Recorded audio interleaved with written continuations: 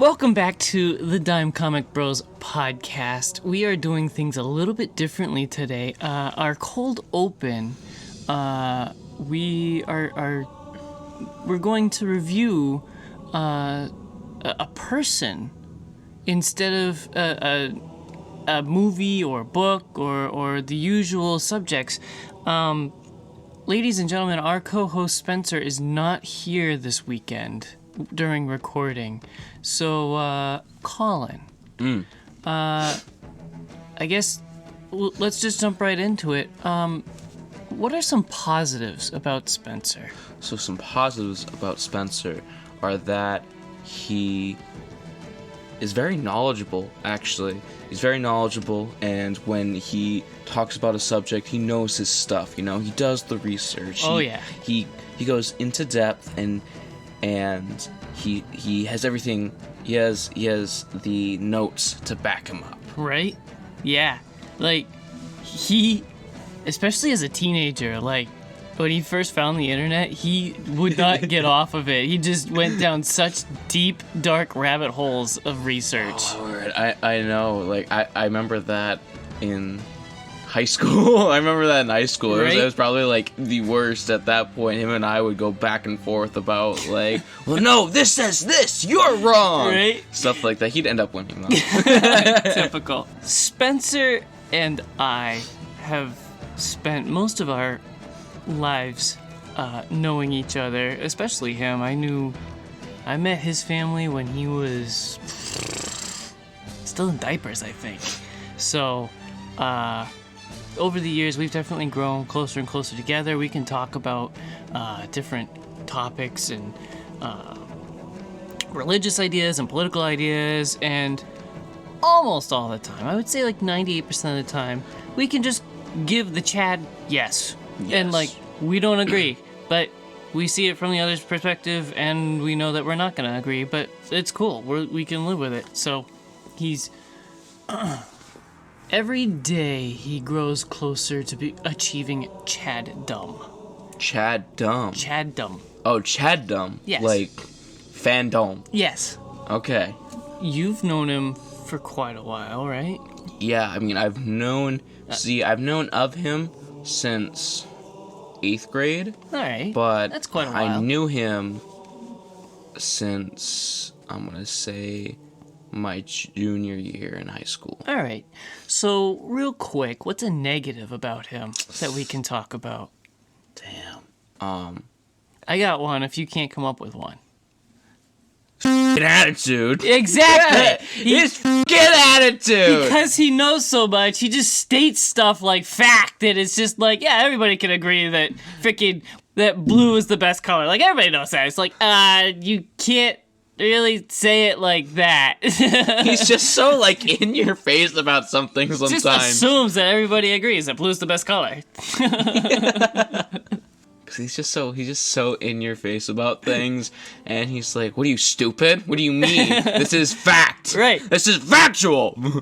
All right, so overall, we don't do a review like by numbers or anything. We review our topics by price. So True. If cover price was $100 for Spencer, I'd buy him for a corn chip. Wow. That's saying a lot. I like my corn chips. The only thing, though, there's like a little asterisk on it, is that he's just so derpy, you know what I mean? Mm-hmm. That the poor guy will never get a girl.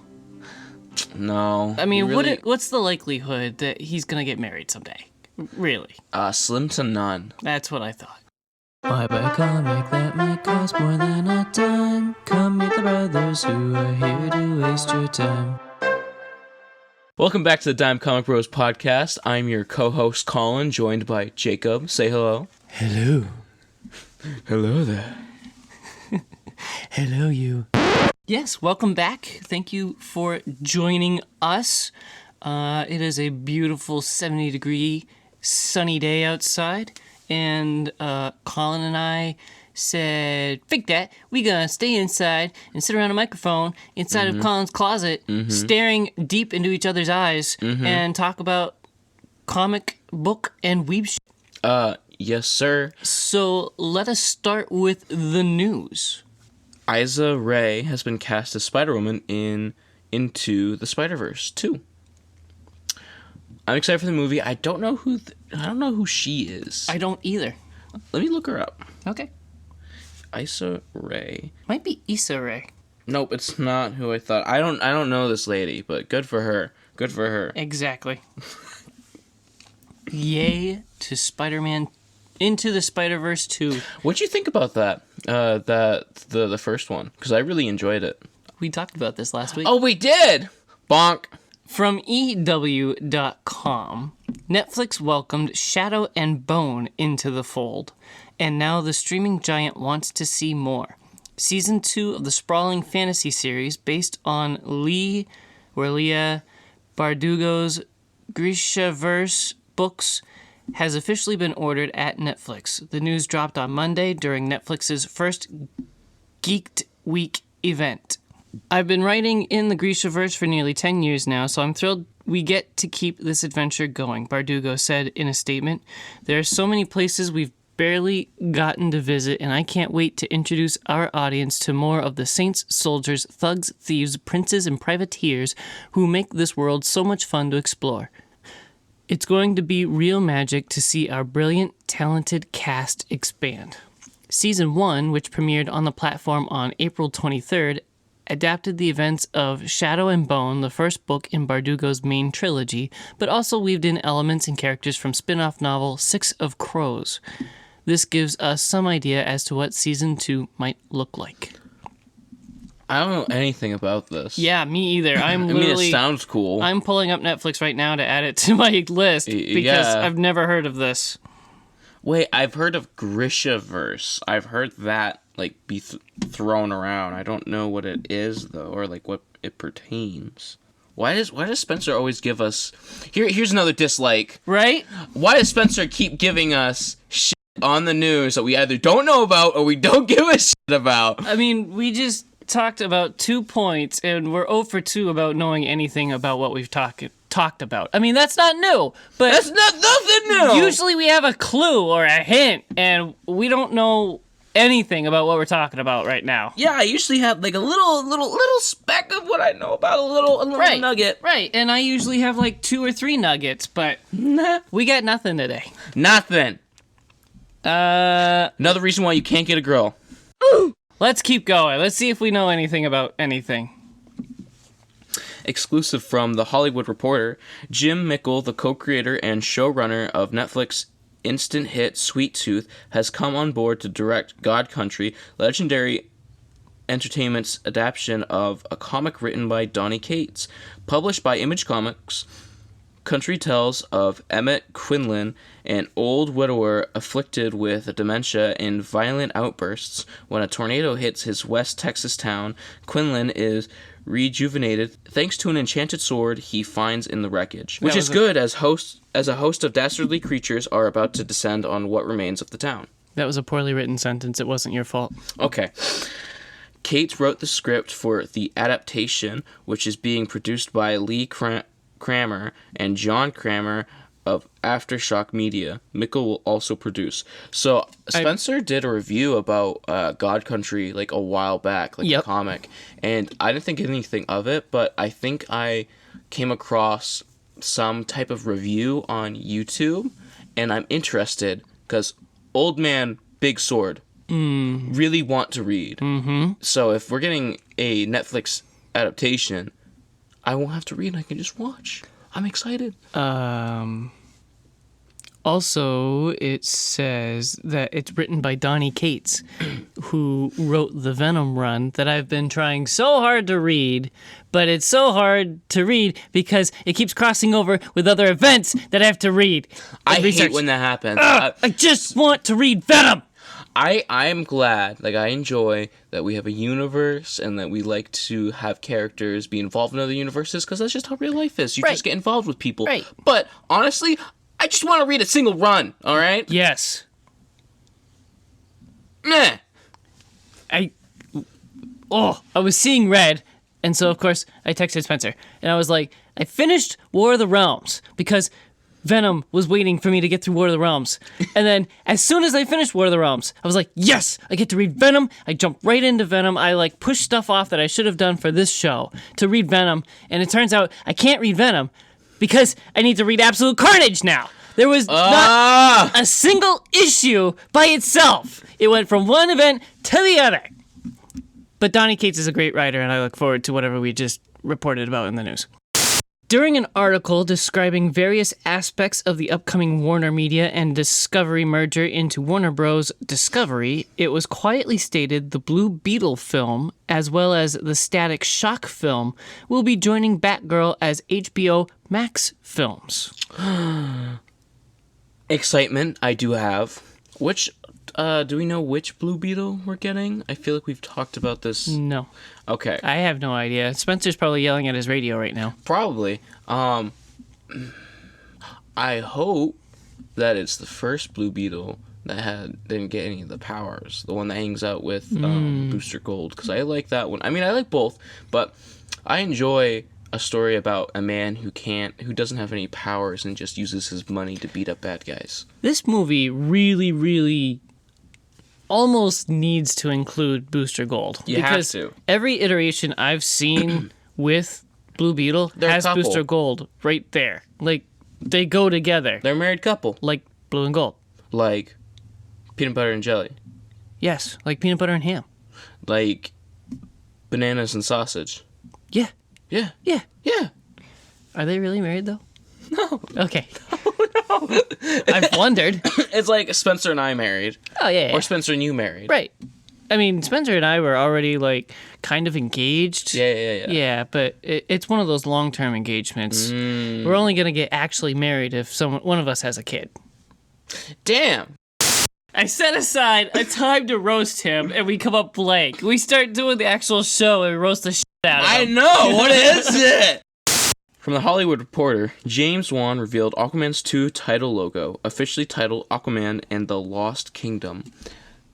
As opposed to Aquaman 2, The Lost Kingdom.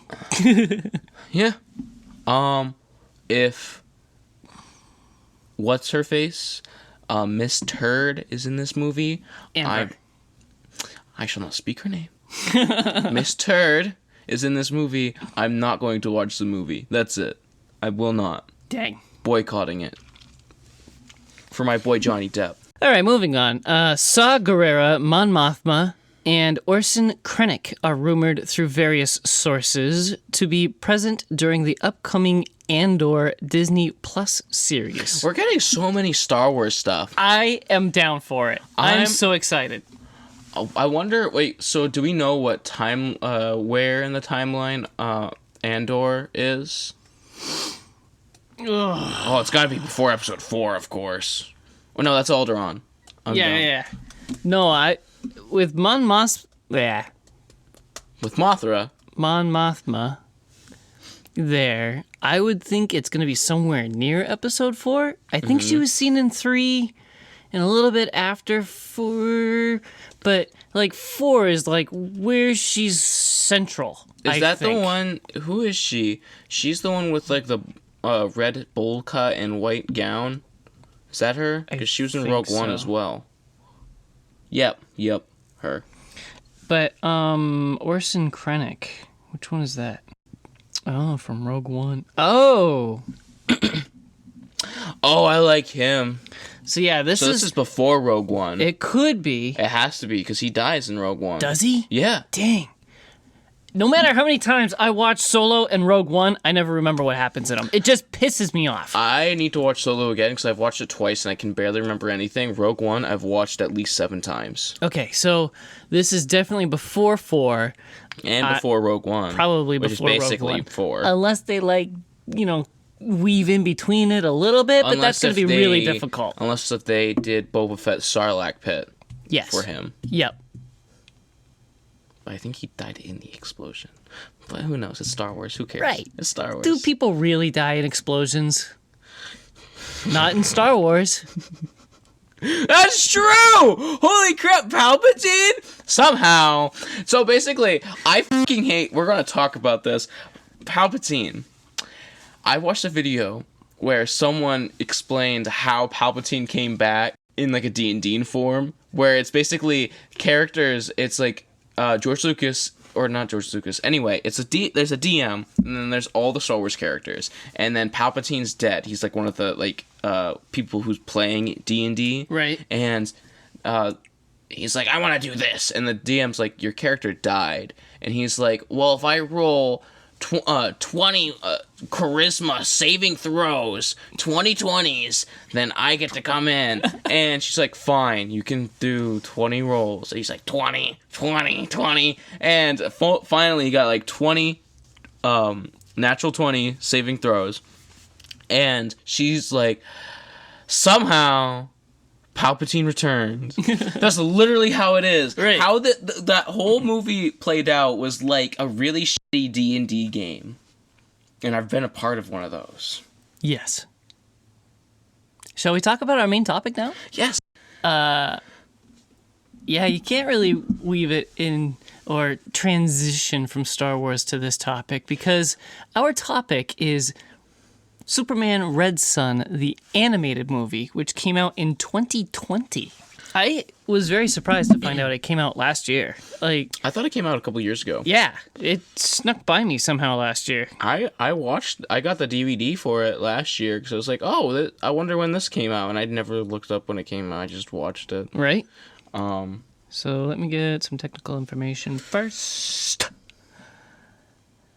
Directed by Sam Liu, written by J.M. DeMatteis, and the original novel, of course, was written by Mark Millar.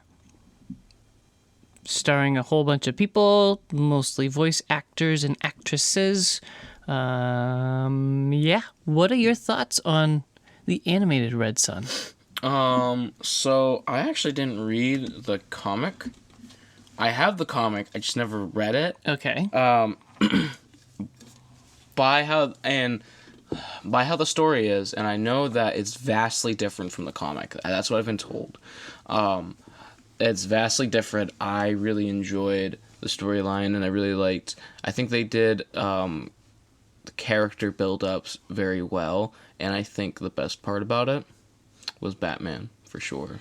I had a really difficult time viewing this. Really? Because we reviewed the book, I don't know, 2 weeks ago. Yeah. And like I said in that review, I remembered most of the book from my previous read through, I don't know, less than a year before that. So watching this movie, I was expecting, like, you know, frame for frame, or at least pretty close, you know, maybe change a couple of the rough things from the book. But this book is like, or the movie is almost completely different. Really? Yeah, there's a lot of things different. I would say it's more different than the same. Tell me what's different. All right, so the big thing. Superman in the book is in the office a lot of the time. He's not out among the people, seeing the people. Actually, there's one time that he goes out and he sees the people, but that's really, really rare.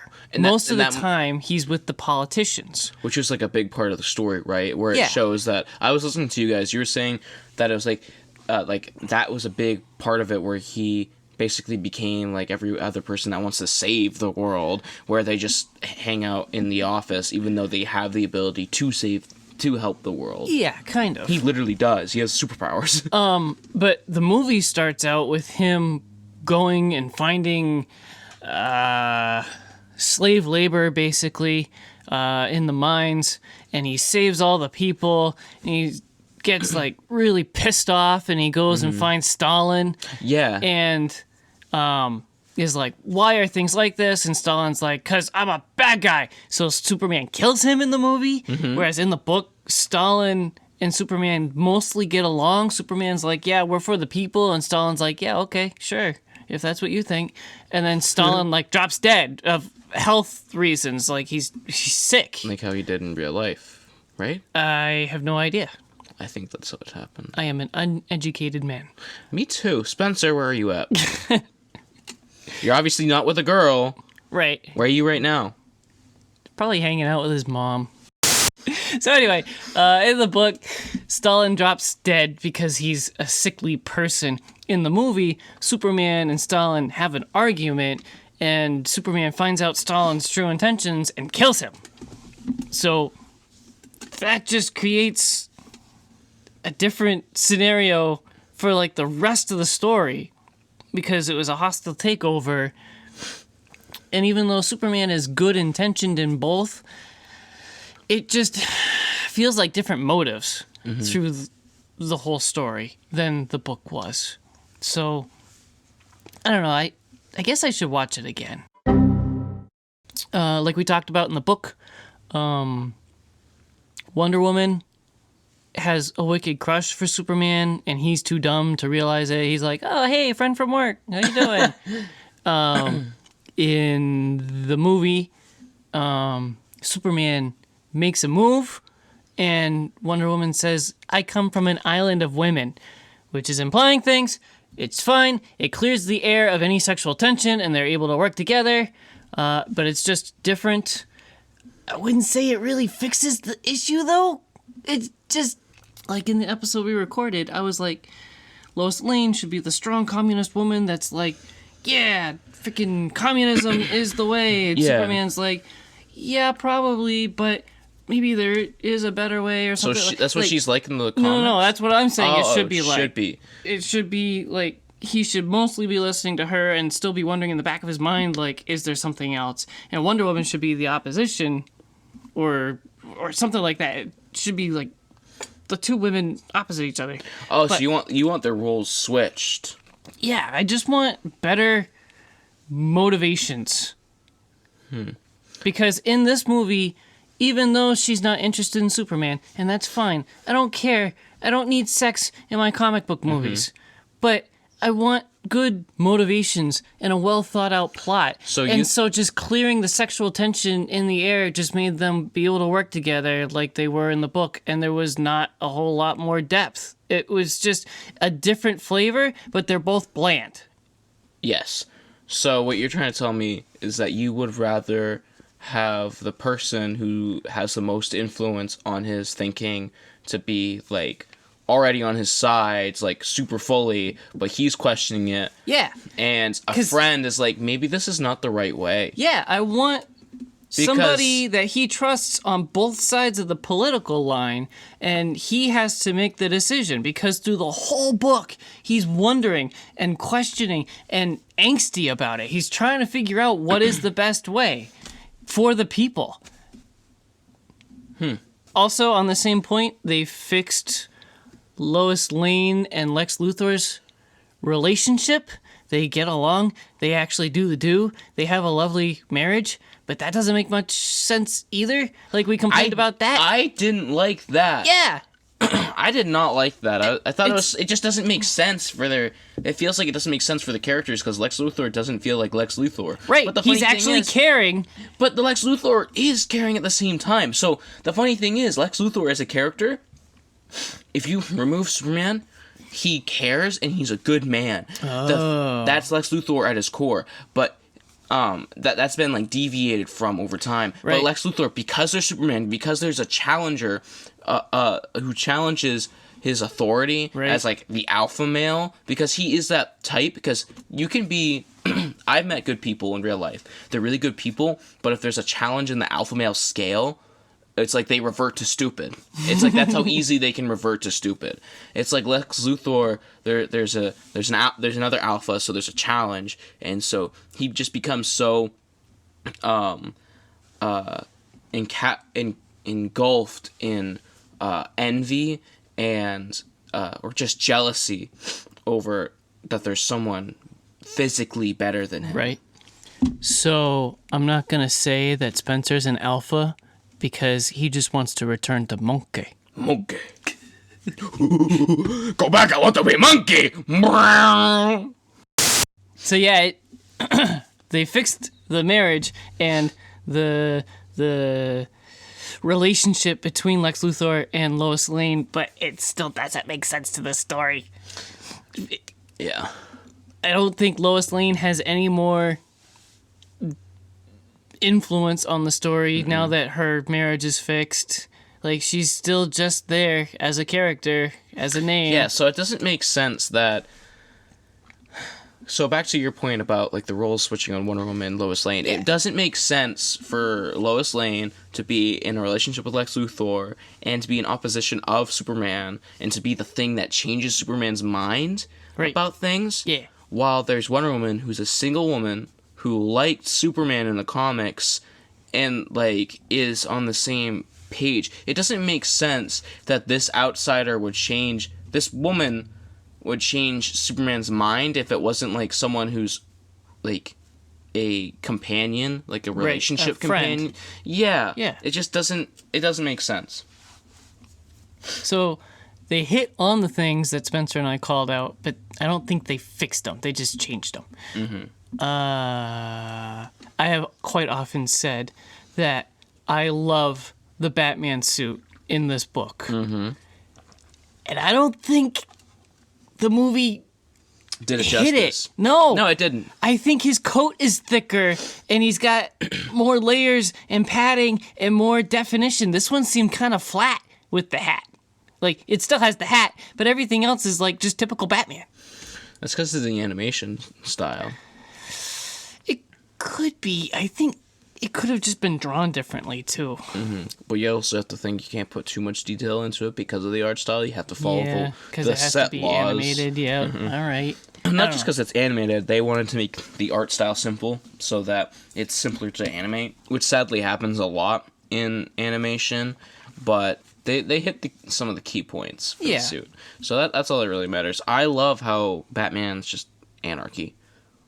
Yes. I love that. So there's another thing. In the book, going off memory, so don't quote me. Yeah. But I think he was less of a terrorist. He was just calling out Superman. And he was more of a, like, liberator. he wanted to 1v1 me, bro. Mm-hmm. Whereas in the movie, he's like bombing places and killing people. So he didn't do that in the comics? I don't think so. I have the book if you want to go grab it real quick. It's all the way to the right. Yeah. So in the movie, he bombs a place into the shape of the bat logo, right? I think so, And it's like burning buildings. Yeah, I believe them. So in the book, the communists are having a dinner party and there's fireworks going off, and the fireworks are in the shape of the bat logo. okay, and Superman's like, oh, I know who's behind this. And then they go and have their fight. So it's just a call out to Superman and 1v1 me. Okay, yeah. I like that. I do like how... Batman's like killing people and crossing his own ethical line. But I think that still makes sense. I think I like it better when he's not killing people, but it also works because that Batman doesn't seem to really care about anything anymore. He just wants revenge on Superman because he believes that his parents died because of Superman. Because he didn't come in time. Like, you're supposed to save us, aren't you? That's the movie iteration. The book, he's like, you're supposed to be for the people, and you're getting your head stuck up your own ass, and you're falling down the same slippery slope that all these politicians are doing. So he's calling Superman out, basically, and is like, you're falling away from your original intentions. All right, yeah. So yeah, I think I like that better. I think I need to read this comic book because like I thought at Redstone I was like, yeah, this is cool. Yeah, it's cool. Like, despite how much I complained about the book, the movie made me realize how much it got right. Mm-hmm. I easily pointed out what was wrong when I read the book, but the movie made me realize what was right about it. Not a big fan of the movie. Not a big fan, huh? No, I don't know. Maybe my original takeaway of the book stays the same, though. Like, it's a great concept. Yeah. Reading it for the first time was good. Yeah. But I wouldn't suggest going back. The way I remembered it and the way my imagination eventually took over and made things better is the best way to think about it. Okay. I just think it's such a big topic. There's so many opportunities and there's so many personal choices that your imagination is going to make the best iteration of the story for you, I think. Okay, yeah. A true work of art, because that's how snobby people look at art. As far as I understand, I don't know. I wouldn't know how snobby people work because Spencer's not here right now. Any takeaways? Any other thoughts and ideas? Yeah, I like communism. Physical appearance counts for nothing. If he openly declares himself to be a communist, we take his word for it. Definitely not like my top 20. No. Not even the top 20 cartoon. I like anime and superhero movies. But I would watch it again, but I wouldn't choose to. If it was on, I'd be like, yeah, I'll sit down. Right. Yeah, I not feel terrible. that. Yeah. Not nearly as bad as that Deathstroke one we watched. It's not bad. No, not even close. It's fine. It's good. Mm-hmm. But I disagree with so many story choices. Yeah. Yeah. Understandable. Yeah. So, like, if I came over to your house and you're watching it, I would plop my ass down and watch it with you. Yeah, absolutely. It's still fun. It's still fun. Nonetheless, it's still fun. Yeah. I give it a... So, out of fun, I think it's a 5 out of 7. I'd say it's a 5 out of 7 for fun. Intrigue in the story, give it a 4 out of 7.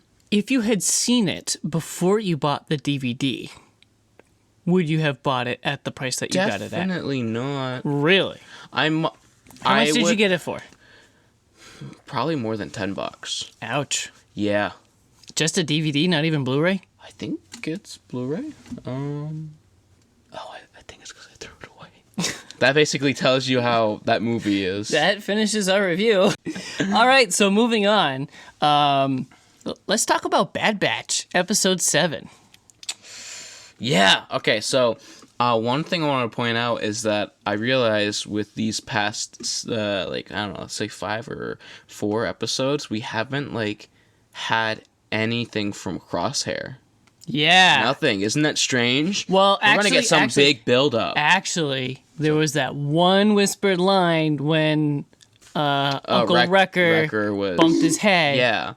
And he was fighting through the good soldiers follow orders thing. But you that heard was just Crosshair say it once. But that was just in his head from memory and shit. Yes, it definitely was. It's not over the comm, whatever. Or, No. It was shit. definitely in his head, but I want to know why. Why did he hear Crosshair say it as opposed to anybody else in the universe saying it? Because probably just because cinema. Definitely what it is. There's nothing to I don't think there's anything to overthink about that. And I love overthinking things in shows. It's definitely not. Fine. What else? Let's see what happened in this episode. So I had to catch up by three episodes. Yeah, you did. Give us a general feeling about the last 3. Did you watch them back to back to back one sitting? Yeah. I watched them one sitting. Love Sid. I love Sid. She's such a shithead. Right? She's such an asshole to them, and I love that.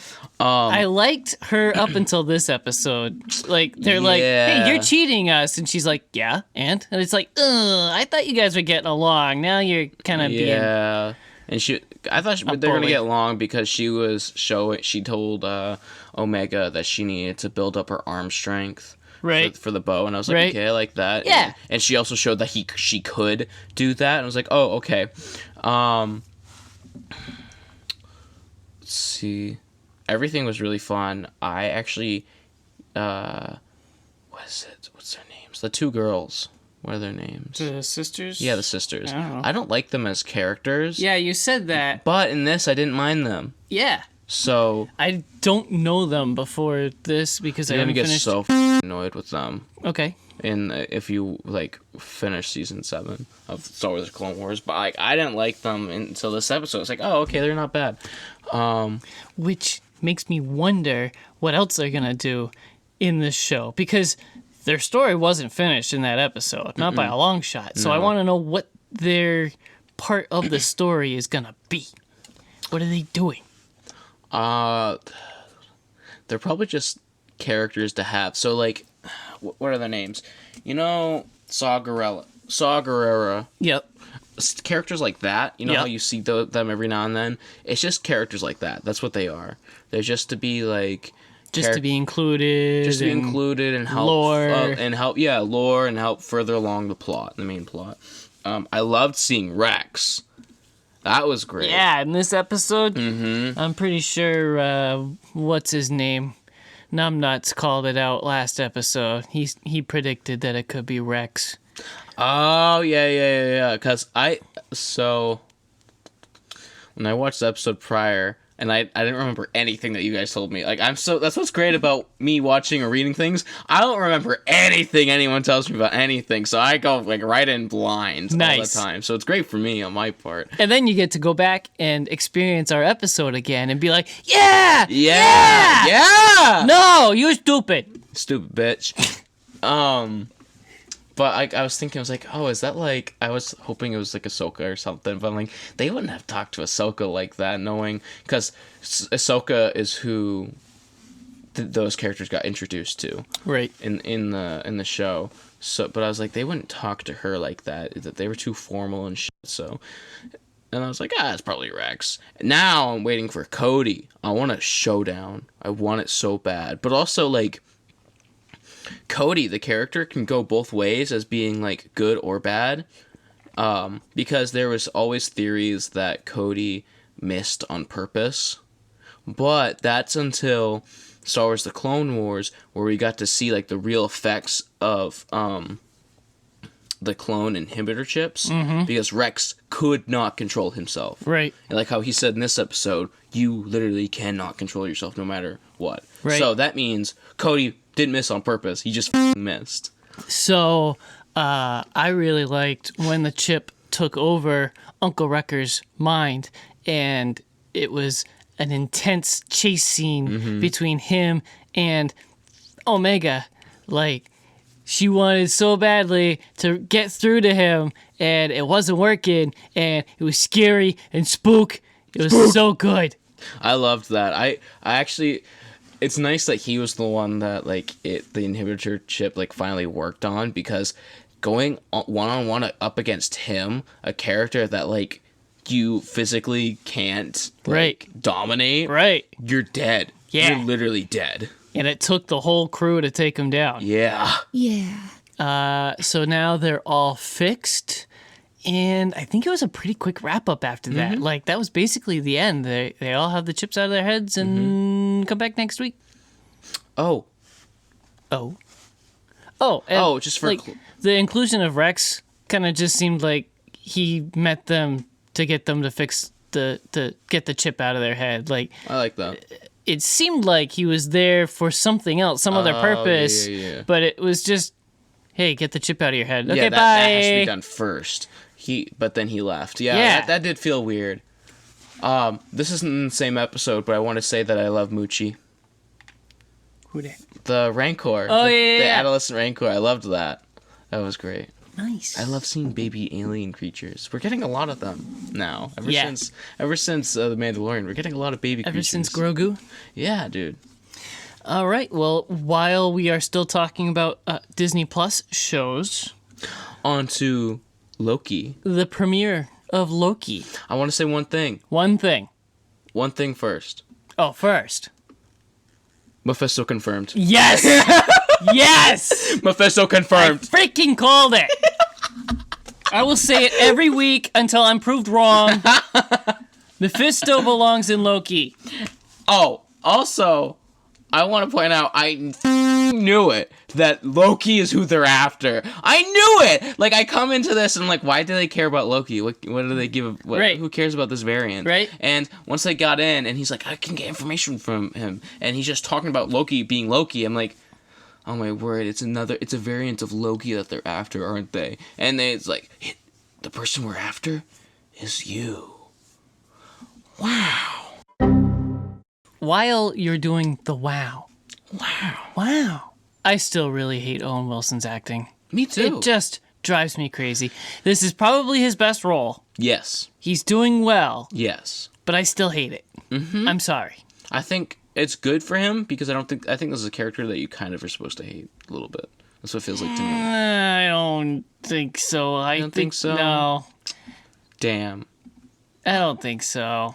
Not yet, anyway. I think you're actually supposed to like him, and he might turn out to be a bad guy later. Maybe not, but I think you're supposed to like him. And it's just like, please, just stop talking. You hurt my head. So I was unimpressed with the whole thing. Really? For a while. What? I was. No, everything visually looked great. I didn't like the humor. I liked the humor. I wasn't into it. A little bit. Like I thought there was a little too much. It didn't have me dying of laughter, but it was like, all right, it's quirky and weird and funny. And like I'm one of those people who were a product of disliking Loki because of the fan base. Like that's how I was growing up. Okay. And so Loki's cringe for a little bit for me. See, I never got into that. I know more about him in the comics than I do about his fandom. That's just how far away I stay away from it. I know more about Loki in mythology than comics or Marvel. Like, they can do so much more with Loki, by the way. Yep, and they're going to. I promise they're going to. I wish he would be scarier, but he's not, and that's fine, because that's not what this world is. Right. But I wasn't impressed with it until we got to when he was being shown his memories. I like stuff like that. I like the emotional... I liked seeing emotion, and I liked seeing him care, and I liked him basically being broken down. This early on version of Loki. Yep.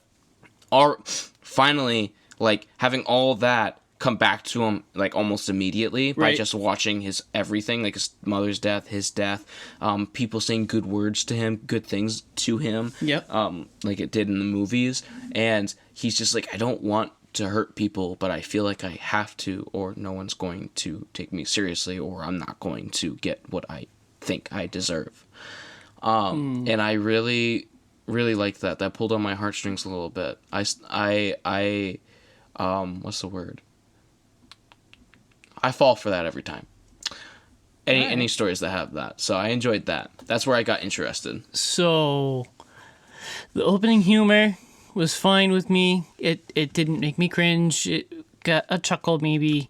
But what really hooked me was the animated backstory, I guess, where they're talking about the 3 time lizards. Oh, I liked that. Changing that was cool. That style of animation just hooked me so badly. That's nostalgia right there. Yeah, that is literally. I grew up on Scooby-Doo, and that was Pink Panther art style. Yeah. Yep.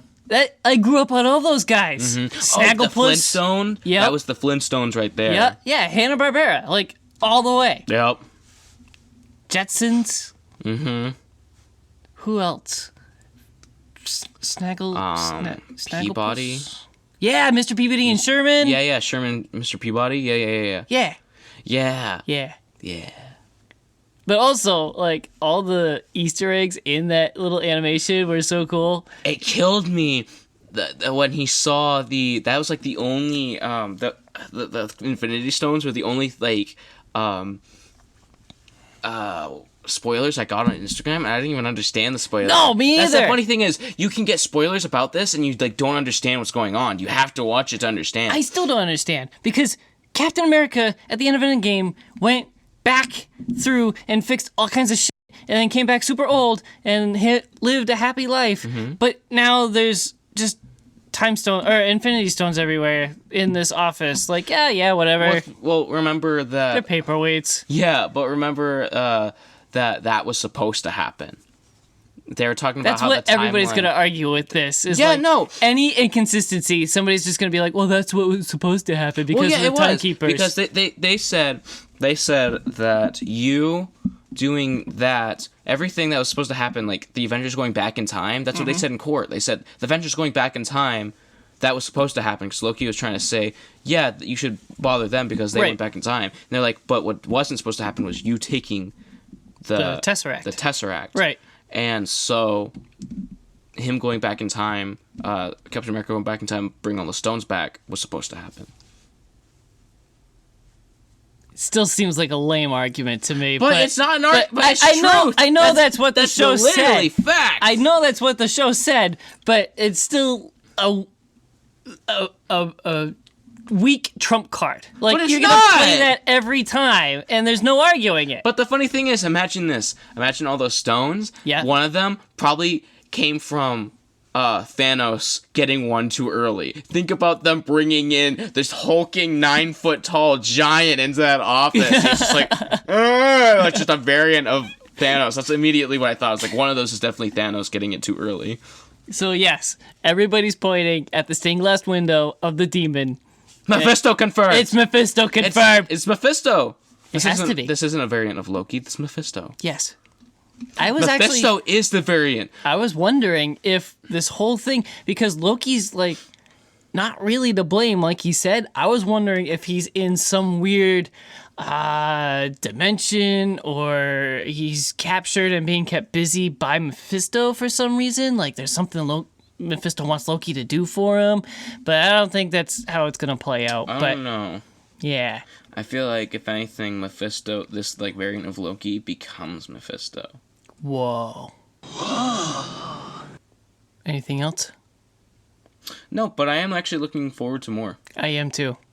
And Spencer hit up the group chat before either of us watched it, and he was just splooging all about the show. Was he? After months and months and months of saying how much he hated Loki because of the fandom, and he just wanted this character to die and stay dead. Yeah, he was the first one to melt. Yeah. So this is what you get for not showing up for recording.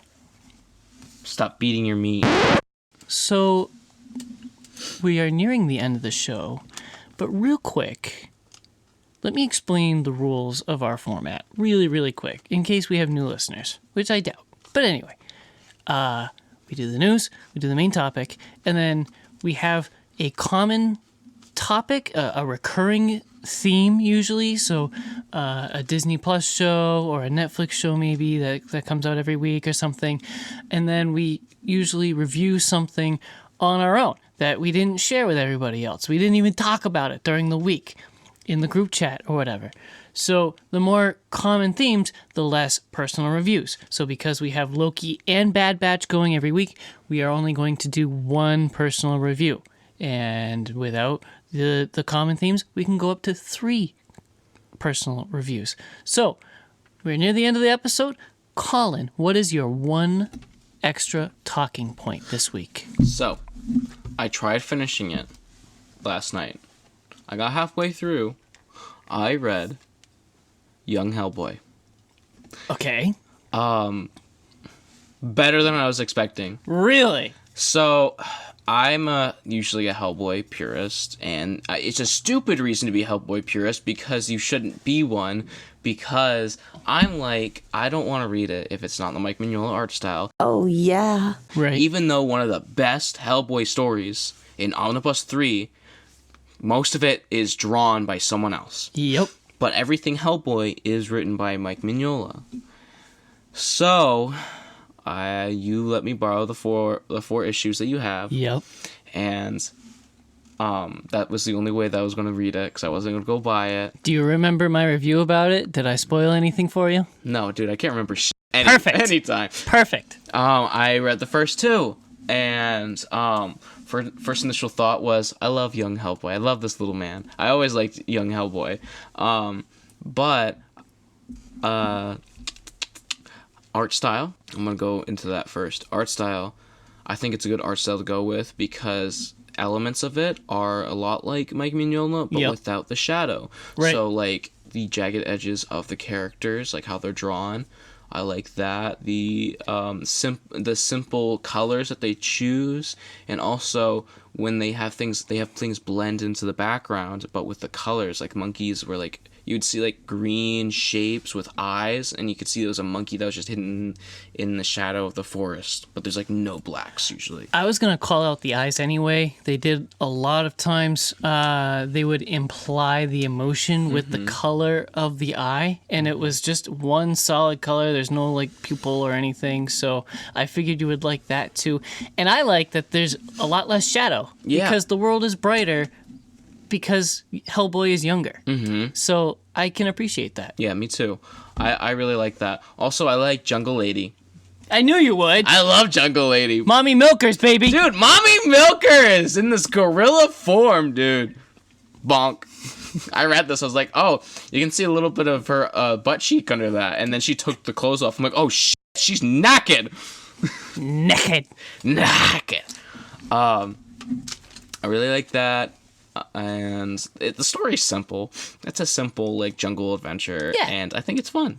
Pretty typical of a Mike Mignola story. Yeah, I think it's super typical. Yeah. Like, we get Hellboy and his dad, Brutenholm, go on an adventure to go to see this Inca temple in like on this island, and then a guy tries to kill Hellboy because he's spawned from hell. He ends up killing the pilots, and they crash land into the water because Hellboy was trying to guide it to safety.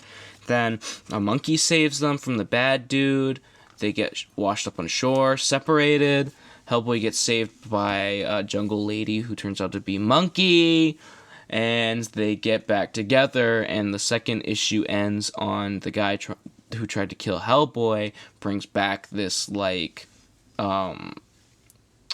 monster lady who's been asleep for, like, ever, which is very typical Hellboy, and I love that. Will you ever purchase your own copy Yep. of this? Really? Yeah.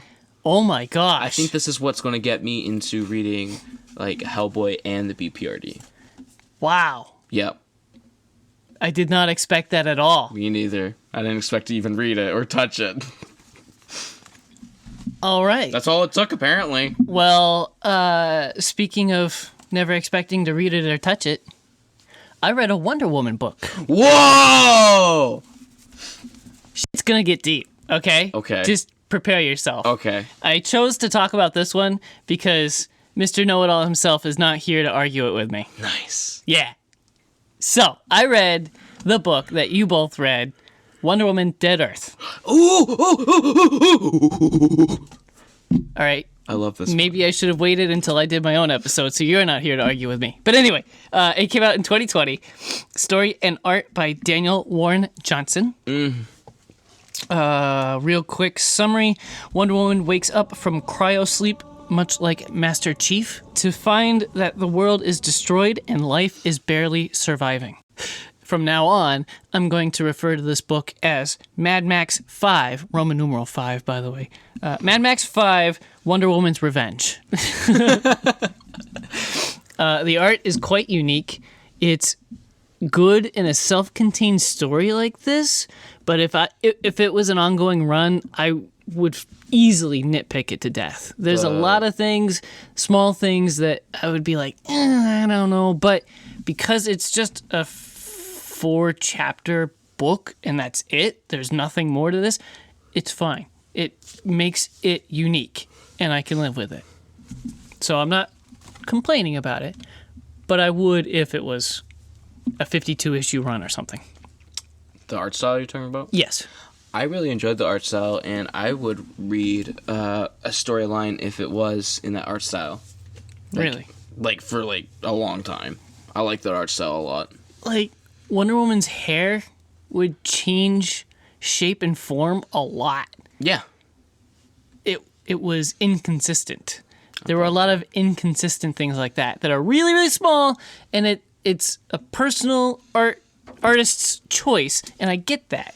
But it was just like little nitpick things like that I'm like, I don't know. But it's good. It makes this book unique. I can agree with that. Yeah. I can understand your point, but I disagree. I like the art style a lot.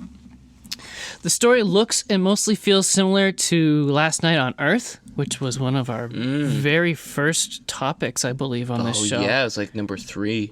I thought it was number 1. Was it? Maybe. So it's very similar to Last Night on Earth, but this one is more memorable, I think, with its large, wide, epic, often 2-page frames of art. It feels more wide scale, and like you turn the page, you're like, whoa! And like just take a second to stare at what's going on in the frame. Whereas Last Night on Earth was very a lot of him walking through the desert trying to figure out what the heck's going on. Yep. And then it got very complicated at the end, and then it was over. So overall, this is the best Wonder Woman book I've ever tried because it's the first Wonder Woman book I've ever completed. Same.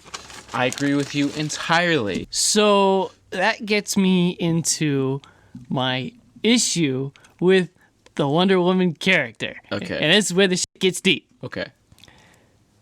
I've found in the books I've tried and never finished that they usually play the word game of proper usage and meaning with things like mankind. Mm-hmm. So they often show poor uses to imply people with penises. Man is to blame for war and bombs and whatever else. And it's like, oh, we meant mankind or humanity, but they just play that game and say, you know what I mean? Yeah, I get what you mean. Because it's an island of women.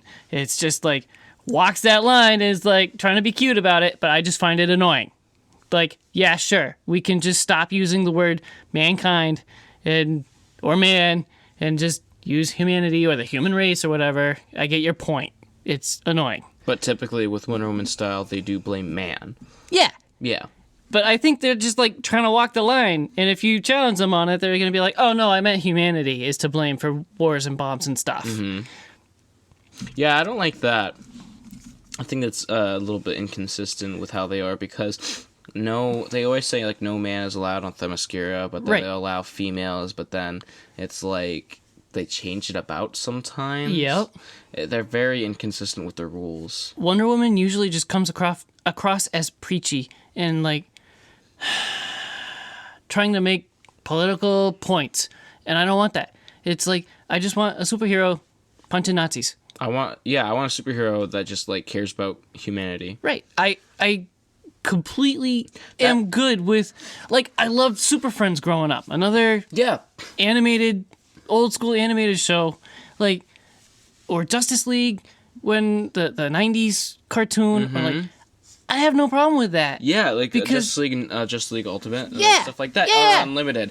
Yeah, where I love the character. She's kick-ass. Yeah, because she learns that it's not all men are awful. Like how she's like exactly. That's the whole point of Wonder Woman. She still fights evil and stands for good. The whole point of Wonder Woman is that she's the in between of like, hey, these guys are doing shit, but like there's also these guys who are like trying to stop the other guys from doing shit. Yeah. So like I'm gonna join the dudes, like and the women. I could easily say she is an equal part of the Holy Trinity that is Superman and Wonder Woman and Batman.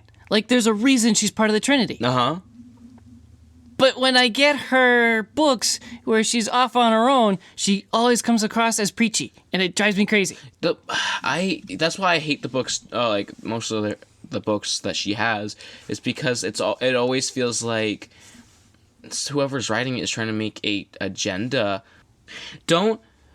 I don't like it when my comic book says this is right, this is wrong about political views. Yep. Because it's very opinionated, which political views are. I want a story where it's like, hey, this is just a thing to think about, and you decide on your own. Exactly. But these guys, you show that these guys are like actually bad from a moral stand rather than a political, because if you try to dictate if someone's bad or good by a political view, it gets mushy. There's no right or wrong, it's just who's gonna die at the end. Preach it. You're preaching to the choir. Yes, sir. Like, yeah, this is why I'm so often saying keep your freaking politics out of my comic books. Like, you just summarized how I feel. I cannot agree with you more. All right, so overall, Wonder Woman Dead Earth from 2020. Interesting twist on post-apocalyptic themes with Wonder Woman and very unique artwork. 4 out of 5 stars. I would spend $15-20 on it. I think it's usually 30, 25, 30, something like that. So yeah. Yeah. It's a good price. And that is the end of our show, ladies and gentlemen. Thank you for tuning in and listening all the way through. If you would like to interact with us, you can find us on Facebook, Twitter, and Instagram, the holy trinity of social medias, at dimecomicbros. You can also email us at dimecomicbros@gmail.com. If you would like to interact with us even further than that, you can find us on patreon.com/ you guessed it, dimecomicbros. We have several tiers there. You get all kinds of rewards for signing up, like stickers and artwork and personal interaction with us and Skype calls and access to our OnlyFans. Collin actually posted a really steamy picture on OnlyFans last night. Oh my gosh, I was a little uncomfortable looking at that one. You weren't ready for it, were you? I was not. Had to do it to him. I was out on a date. Unlike Spencer. Am I right? You're right. And I was like, turned all red, and she was like, what? And I was like, I can't tell you. And I can't show you. It's just too steamy for you. She never called me back. Oh. Damn, so you and Spencer are in the same boat now. Now. Yeah. Now. But I wasn't last night before you posted that, so thanks a lot. You're welcome. You enjoyed it. You liked it. Later. Whore! Speaking of whores, thank you to the people who pay us for our services through Patreon, so it's legal. Business Casual, Jeff Lawrence, and Wesley Eaton. We appreciate the support every week. Thank you so much. We also appreciate our partnership with Jetpack Comics in Rochester, New Hampshire. Right in downtown, Rochester, New Hampshire. They have no more COVID rules, and it is lovely. You can enter from the front or the back door. I would suggest both, because there's cool stuff to look at. I go in through the back so I can look at the toys. Yeah, you go in through the back, see all the cool posters. And the right? toys. Yeah. Yep. You walk down the left side, you see all the hot singles issues. Yes. Or if you're going down the right, you can see all the D&D things. I usually step in and take the first right and look at the video games first. Oh, really? Yeah, and then go clockwise. So I take a first I go in, I look at the toys real quick. I take I look to the left, and then I hear the digging, the door go, right, to say that, to announce that I have arrived, and I'm like, oh shit, I don't want them to see me, so then I go to the D&D part. Well, before that, as soon as as you're standing on the buzzer, you gotta slap that poster of us on the wall. Yes, I give a little kiss to you. Yes, exactly. Mm-hmm. I've considered signing it, but it's too dark. People wouldn't see it. Yeah, we're gonna redo that soon. Perfect. I look to the D&D section where actually recently I bought a new D&D book. Oh. And some little character sheets and a new little miniature. Anyway, Jetpack, thank you so much for your support and hanging our poster in the hallway. I slap that every time for good luck, and then usually slap way too much money down because there's so much cool stuff in your shop. Yes. They even have a little I think it's a paper sticker right on their register of us. They do. And I look at that, I'm like, wow, nice. Right? I love that. Because we are not joined by our co-host Spencer, we have no idea what's coming up next week. We really just sit down and talk at the microphone. We don't do anything helpful for this show. Spencer carries most of it. He carries less than what he admits to. He's always like, yeah, I carry the show. It's not true. I mean, we do our own parts. But he doesn't have any retard energy. Yeah, exactly. Or he doesn't have sexy long hair like my boy Jacob here. Yeah. But he also has the schedule for our show. Yes. And that's where he has us. He helps us remember things, because I can't remember anything. I'm not even real. Whoa.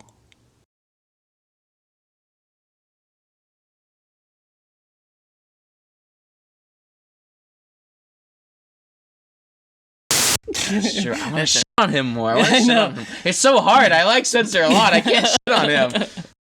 I took a big one. You did. Took the easy one, the low-hanging fruit. Yeah, I did. Oh, what's a good positive? His feet. Talk about his feet. Oh my gosh. Oh, talk about his butt. Just things that you'd be so uncomfortable about. No, I'm trying to come up with a legit one. Oh yeah, his butt's legit. His butt is legit. I don't know. I've never seen his feet. He hides them. I don't know if they exist or not. Oh, they do. We've seen them before. They're just rare encounters.